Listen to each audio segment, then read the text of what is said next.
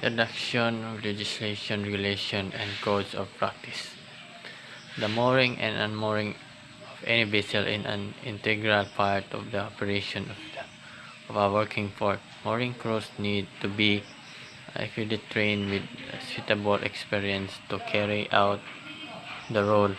To ensure the safety operation and carried out, both practical and theoretical training will be given to all those taking part in mooring operation within the port to ensure the same standard is maintained across the port. Part of this training is include the requirements of vessel master who has overall responsibility for the safe mooring and their vessel taking into account hazards associated with the time, location, and prevailing weather condition and trade condition at the berth. Healthy and Safety Work at 1974 Section 2 Employers' General Duties to Employees so far as rationally practicable to provide and maintain plant and system and work which are safe and without risk. 2. It provides safe use, handling, storage, and transport articles and substances. Next, provide information, introduction, training, and supervision. Next, maintain safe access and egress with regards to any place of work. Last, provide adequate welfare facilities. Section 2, Part Provide a safety policy revise if necessary and bring it to the attention of employees. Section 3. Employers or general duties. The person not their employees so far as reasonably practicable. Ensure that those not employed are not exposed to risks to their health and safety from the company's undertaking. Section 7. Employees or general duties take a reasonable care for your own health and safety and that others affected by you do cooperate with the employer and enable them to discharge their duties. Section 8. Do not misuse or interfere with anything provided for safety purposes. Good day everyone, I am Deca de Trecamadas and I'm here to discuss about management of health and safety at work regulations. A risk assessment. Make a suitable and sufficient assessment of the risk at the health and safety of employees and others not in employment which they might be exposed to while at work. Review the risk assessment if something changes or it is not longer valid. Always review your assessment if it is valid or not. Record the risk assessment if the employer employs more than 5 people. Always record the risk assessment if the employer employs more than 5 people. Prevention. Principles of prevention. Apply the principles of prevention when considering controls against risks. Information for employees. Provide relevant information regarding to the risks to health and safety. Identify the risk assessment, the preventive and protective measures in place. Provides relevant information regarding procedures. Cooperation and coordination. When 2 or more employees share a workplace, cooperate with others. Always cooperate with your co-worker or colleagues when during work or during workplace.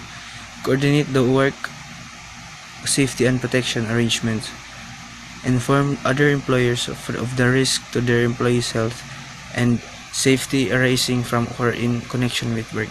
Always inform your employees for the risk of their health and to be safety also at sea. Capabilities and training. Provide employees with adequate health and safety training. Repeat training where appropriate. Always repeat training. Every employee repeat training for the when needed, even it's needed.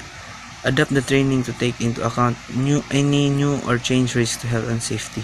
Training to take place during work hours. Employees' duties. Use machinery equipment, dangerous substances, transport equipment, means of production, or safety device provided by the employer in accordance with training. Inform the employer or person responsible for the health and safety at any work situation that representative has a serious and immediate danger.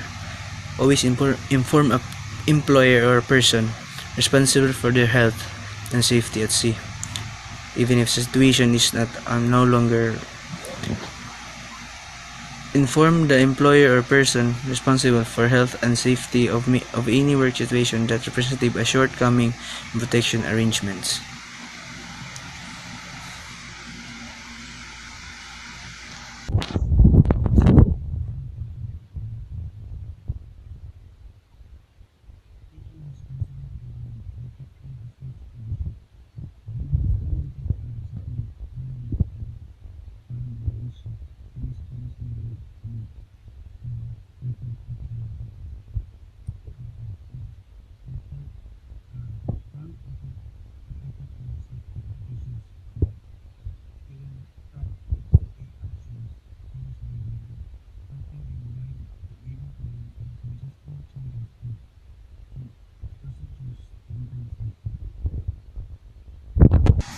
And also General safety rules. There are 8 important general safety rules in mooring operations, and these are the driving within the port, reporting of defects, signals and warnings, safe working practices when using knives, emergency situations, alcohol and drugs, hazard awareness, person in water hyperthermia. So, what is Code of Safe Practice?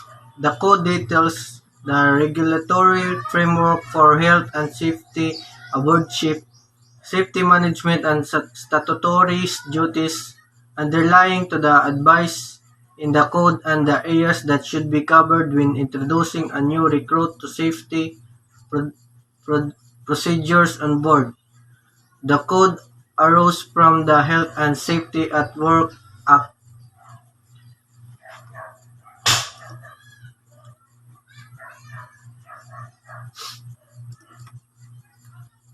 So this is the 8 safety rules.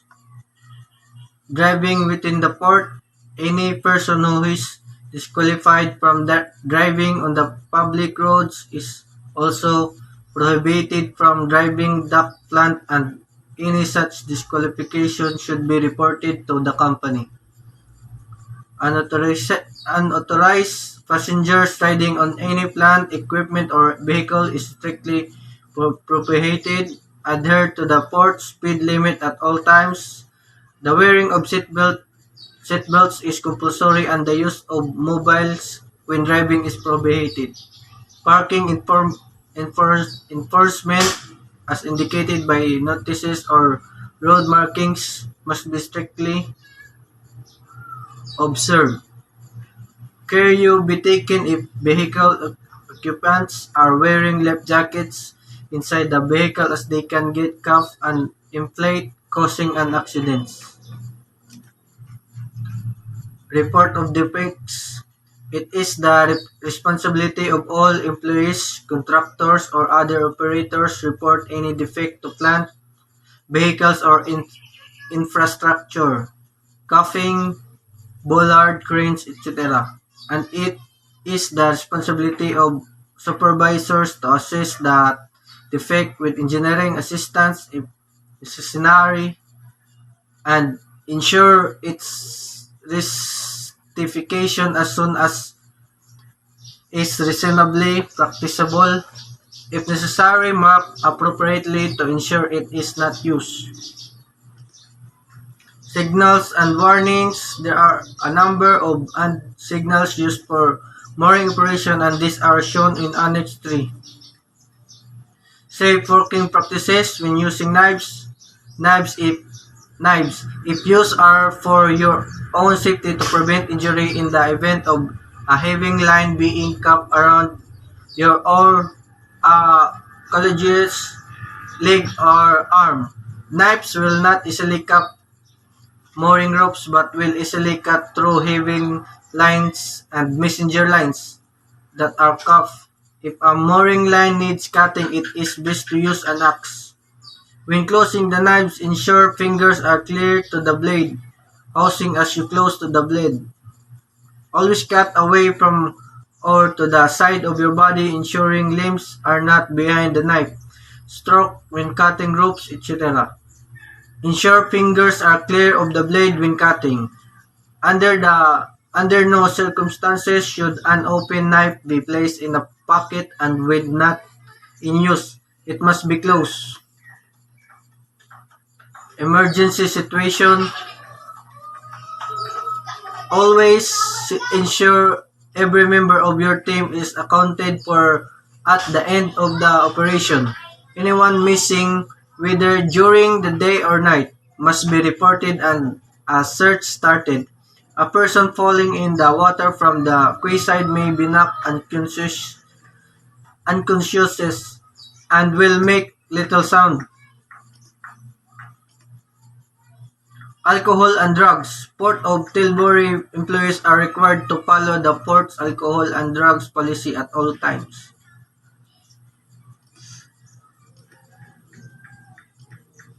Hazard awareness. The mooring team must be aware of the hazard associated with the task and be familiar with the risk assessment for that task.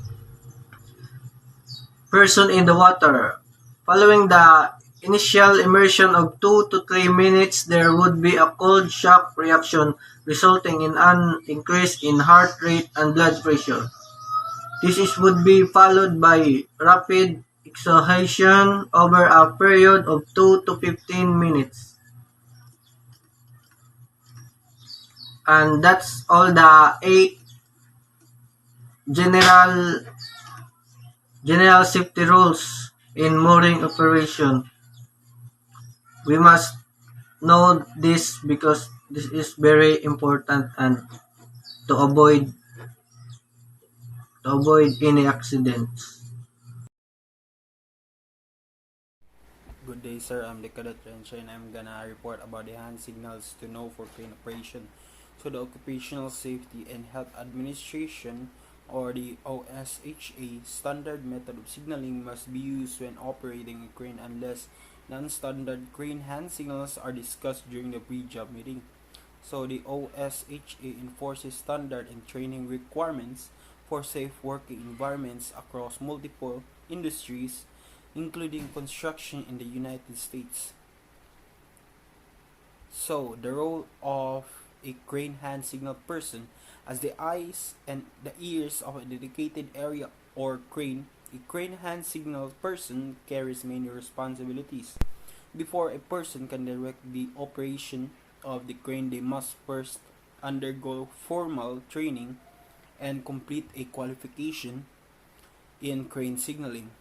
So, the crane hand signal person is responsible for preventing injury and accidents to the best of their ability. This is done by following strict procedure during crane operation. For instance, the standing in clear view of the crane operator, ensuring the operating area is clear of people or hazardous objects, and performing one signal at a time to avoid confusion.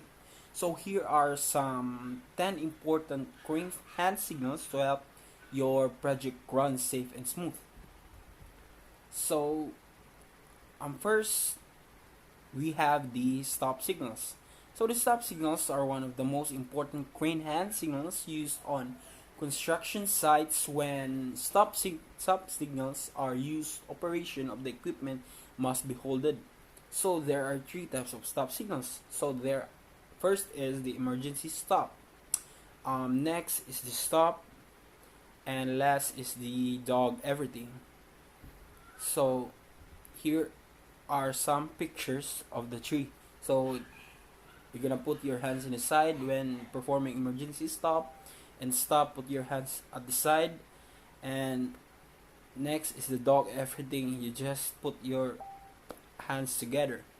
Then next is the boom signals. So the boom signals will inform the crane operator of which maneuver they should perform with the boom. So there are 4 types of boom. First is the raise boom, lower boom, swing boom, and the extend boom. So here are the pictures of the booms. So first is the raise the boom and lower the load. So you just put your hands at the side, and then that's how you do it. And then lower the boom and raise the load. Just that's the lower the boom and raise the load. Then swing, just put your hands at the side, and they extend the boom. That's how you do it. Then load signals. Load signals will dictate what operator should do with a load once it has been lifted by the crane. So there are 2 types of load: hoist load and the lower load. So this is the hoist. Then speed signals. The signal person can also control the pace of any movement using speed signals and move slowly. In order to slow the rate of an action, the signal person will place their hand above the hand which is giving the action signal. This is the picture. Then safety first if you handle a crane, and that's all. Thank you.